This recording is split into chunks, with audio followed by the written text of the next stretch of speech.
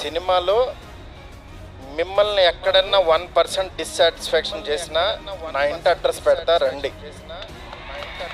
1% rebels కానీ fans కానీ families కానీ ఈయన్ని ప్రేమించే ఎవరైనా సరే డిసప్పాయింట్ చేసావు మారుతి అని అంటే విల్లాన్ నెంబర్ 17 గుర్తుపెట్టుకోండి, కొండాపూర్లో ఉంటుంది, కొల్లా లగ్జూరియా, అక్కడికి రండి.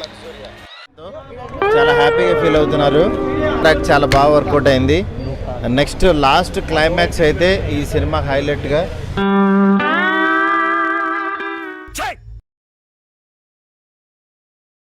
വൃഷഭ ഇറങ്ങിയതിനു ശേഷം പരക്കെ കേൾക്കുന്ന ഒരു വാർത്തയാണ് മോഹൻലാലിന് സ്റ്റാർ വാല്യൂ ഇല്ല, സ്റ്റാർഡമില്ല, എല്ലാം വെറും ഫേക്കായിരുന്നു എന്ന് തുടങ്ങി പലതും. 70 കോടി ബഡ്ജറ്റിൽ ഇറങ്ങിയ സിനിമ 1 കോടി നേടാൻ തന്നെ ബുദ്ധിമുട്ടുന്നു എന്ന വാർത്ത നമ്മളെല്ലാവരും കേട്ടതായിരിക്കും. എന്നാൽ വൃഷഭ എന്ന ഈ ഒരൊറ്റ പടം കൊണ്ട് മാത്രം മോഹൻലാലിന്റെ സ്റ്റാർ വാല്യൂവിനെ ചോദ്യം ചെയ്യാൻ സാധിക്കുമോ എന്ന് ചോദിച്ചാൽ സർവം മായ. കേരളമൊട്ടാകെ ചർച്ചാ വിഷയമായി മാറിയിരിക്കുകയാണ് ഈ സിനിമ. കാരണം മറ്റൊന്നുമല്ല, പലരും തിരിച്ചു വരണമെന്ന് ആഗ്രഹിച്ചിരുന്ന ഒരു നടൻ തൻ്റെ തിരിച്ചുവരവ് ഗംഭീരമാക്കിയിരിക്കുന്നതാണ് ഇതിൻ്റെ കാരണം. അതായത് ഒരു ഹ്യൂജ് എമൗണ്ട് ഓഫ് ആളുകൾ നിവിൻ പോളിയുടെ തിരിച്ചുവരവിനായി ആഗ്രഹിച്ചിരുന്നു എന്നതാണ് സത്യം. പ്രേമമൊക്കെ ഇറങ്ങിയ ടൈമിൽ മലയാളത്തിൻ്റെ നെക്സ്റ്റ് സൂപ്പർ സ്റ്റാർ എന്ന റേഞ്ചിൽ എത്തി നിന്നിരുന്ന ഒരു നടനായിരുന്നു നിവിൻ. എന്നാൽ ആ സ്റ്റാറിനെ കൈവരിച്ച് കൊതി തീരും മുൻപേ പെട്ടെന്നായിരുന്നു നിവിൻ പോളിയുടെ ഡൗൺഫോൾ. പിന്നീട് നിവിൻ തൻ്റെ സേഫ് സോൺ വിട്ട് പല ടൈപ്പ് സിനിമകൾ ചെയ്തെങ്കിലും ആളുകൾക്ക് വേണ്ടിയിരുന്നത് ഇങ്ങനെ സീരിയസ് വേഷങ്ങൾ ചെയ്ത് മസിലും പിടിച്ച് നടക്കുന്ന നിവിൻ പോളി ആയിരുന്നില്ല. ഇപ്പോൾ ഒരുപാട് വർഷത്തെ സ്ട്രഗിൾസിന് ശേഷം ഓഡിയൻസിന് എന്താണ് വേണ്ടതെന്ന് മനസ്സിലാക്കി പടം ചെയ്തതോടെ ആ ഒരു പഴയ നിവിൻ അതേ ഫോഴ്സിൽ തന്നെ തിരിച്ചു വന്നു എന്ന് പറയേണ്ടിയിരിക്കുന്നു.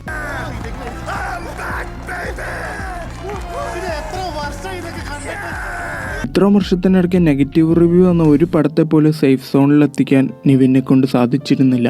അതിനർത്ഥം നിവിൻ പോളിക്ക് സ്റ്റാർഡം ഇല്ല എന്നാണോ? എത്ര നെഗറ്റീവ് റെസ്പോൺസ് വന്ന സിനിമയാണെങ്കിൽ പോലും അതിന് ഒരു മിനിമം കളക്ഷൻ നേടിക്കൊടുക്കുവാൻ ഒരു സ്റ്റാർഡമുള്ള നടനെ കൊണ്ട് സാധിക്കണം. വിജയുടെയും പ്രഭാസിൻ്റെയും സിനിമകൾക്ക് ആദ്യം 3 ദിവസം കൊണ്ട് തന്നെ വലിയൊരു തുക തിരിച്ചു പിടിക്കുവാൻ സാധിക്കും. പടത്തിൻ്റെ നെഗറ്റീവ് റിവ്യൂ വന്നാൽ പോലും ആ 3 ദിവസത്തെ ഫാൻ ഷോകളും ഹൈപ്പും ഒക്കെ കൊണ്ട് അത്യാവശ്യം തട്ടിമുട്ടിയാണെങ്കിലും കളക്ഷൻ കയറിക്കോളും. ഇതേ സമയം മലയാളത്തിലെ വൻ സ്റ്റാർ വാല്യൂ ഉണ്ടെന്ന് പറയപ്പെടുന്ന മോഹൻലാലിനെ കൊണ്ട് നെഗറ്റീവ് വന്ന ഒരു പടത്തെ സേഫ് സോണിൽ എത്തിക്കാൻ സാധിക്കുമോ എന്ന് ചോദിച്ചാൽ എന്നാൽ മോളിവുഡിൻ്റെ സ്ഥിതി വ്യത്യസ്തമാണ്. ഇവിടെ വേർഡ് ഓഫ് മൗത്ത് അല്ലെങ്കിൽ കണ്ടന്റിനെ കുറിച്ചുള്ള അഭിപ്രായത്തിനാണ് മുൻഗണന. മോഹൻലാലിൻ്റെ എലോൺ, മോൺസ്റ്റർ പോലെയുള്ള പടങ്ങൾക്ക് നെഗറ്റീവ് ടോക്ക് വന്നാൽ ആദ്യ ഷോ കഴിഞ്ഞാൽ ഉടൻ തന്നെ ആളുകൾ തിയേറ്ററിൽ നിന്നും വിട്ടു നിൽക്കാറാണ് പതിവ്. മലയാളം ഇൻഡസ്ട്രിയിൽ എത്ര വലിയ സ്റ്റാർഡം ഉണ്ടെന്ന് പറഞ്ഞിട്ടും കാര്യമില്ല. മലയാളം മാർക്കറ്റിൽ പടം വിജയിക്കണമെന്നുണ്ടെങ്കിൽ ഫാൻസ് മാത്രം പോരാ, ഫാമിലി ഓഡിയൻസ് കൂടി വരണം. എന്നാൽ മറ്റ് ഇൻഡസ്ട്രികളിലെ നടന്മാരെ കൊണ്ട് എങ്ങനെ ഇതിന് സാധിക്കുന്നു എന്ന് ചോദിച്ചാൽ ഇതിൻ്റെ പ്രധാന കാരണം മാർക്കറ്റ് തന്നെയാണ്. തമിഴ്, തെലുങ്ക് സിനിമകൾക്ക് ഇന്ത്യയിലുടനീളവും വിദേശത്തും ഭീമാകാരമായ റിലീസ് സെറ്റപ്പാണുള്ളത്. പിന്നെ പ്രഭാസ്, വിജയ് ഒക്കെ മാസ് മസാല സിനിമകൾ ചെയ്ത് വലിയ ബ്രാൻഡായി മാറിയവരാണ്. അവർ ഒരു സിനിമയിൽ എന്തു ചെയ്യുന്നു എന്നതിനേക്കാൾ ഉപരി അവർ സ്ക്രീനിലുണ്ട് എന്നതിനാണ് ആരാധകർ പ്രാധാന്യം നൽകുന്നത്. അതുകൊണ്ട് തന്നെ പടം മോശമായി കഴിഞ്ഞാലും ബ്രാൻഡ് വാല്യൂ കൊണ്ട് ബോക്സ് ഓഫീസ് నిలనిల్కుం. మహేష్ బాబు అభిమాని ఒకరు తన ఎమోషన్స్ ను తీవ్ర స్థాయిలో ప్రదర్శించారు. బీర్ బాటిల్ తో తన తలను పగలగొట్టుకున్నారు.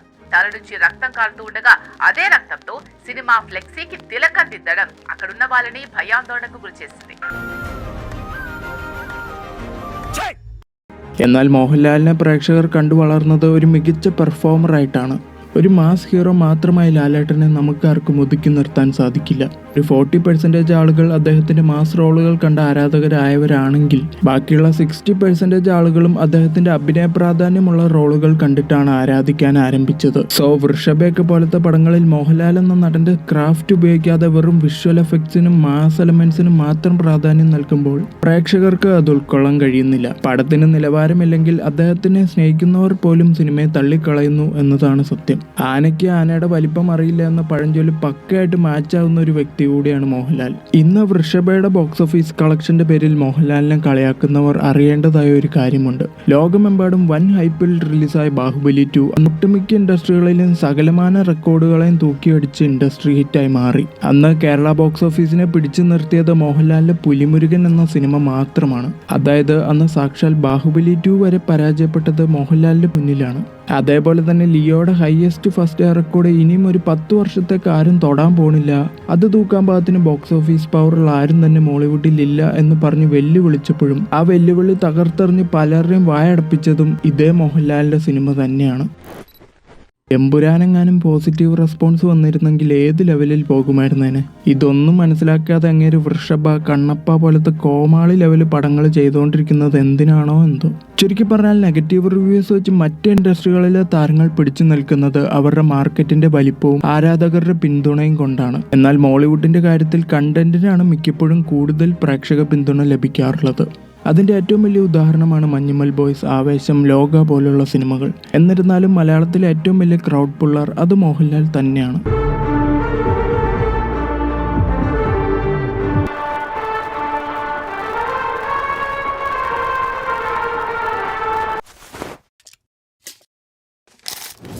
അങ്ങനെ സ്റ്റാർഡം കൂടിപ്പോയത് കൊണ്ട് മാത്രം പണി കിട്ടിയിരിക്കുന്ന ഇന്ത്യയിലെ ഏക നടനാണ് പ്രഭാസ്. കാരണം ബാഹുബലി എന്ന വലിയൊരു ഹിറ്റോടുകൂടി പ്രഭാസ് എന്ന നടൻ പാൻ ഇന്ത്യൻ സ്റ്റാറായി മാറി. അതോടെ അങ്ങേരുടെ സ്റ്റാർഡം ഇൻക്രീസായി, പോപ്പുലാരിറ്റി ഇൻക്രീസായി, സാലറി ഇൻക്രീസായി. ഒപ്പം തന്നെ പ്രഭാസ് പടങ്ങളോടുള്ള ആളുകളുടെ പ്രതീക്ഷയും.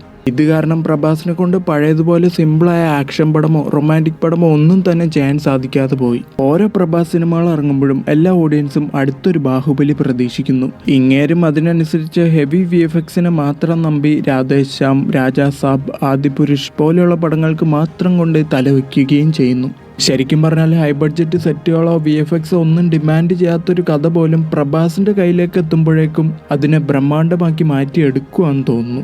രാധേശ്യാമൊക്കെ മിനിമം ബഡ്ജറ്റിൽ ഇപ്പോൾ ഉള്ളതിനേക്കാൾ മികച്ച രീതിയിൽ എടുക്കാൻ സാധിക്കുന്ന ഒരു പടമാണെന്ന് പലപ്പോഴും തോന്നിയിട്ടുണ്ട്. എന്നിരുന്നാലും ഇപ്പോഴും ഇങ്ങേറെ മാർക്കറ്റിന് അത്ര കാര്യമായി ഇടിവൊന്നും സംഭവിച്ചിട്ടില്ല. ഒരു കറക്റ്റ് മൊമെന്റിന് വേണ്ടിയാണ് എല്ലാ പ്രേക്ഷകരും കാത്തിരിക്കുന്നത്. മേ ബി സ്പിരിറ്റിലൂടെ അത് സാധ്യമായേക്കും എന്നാണ് തോന്നുന്നത്.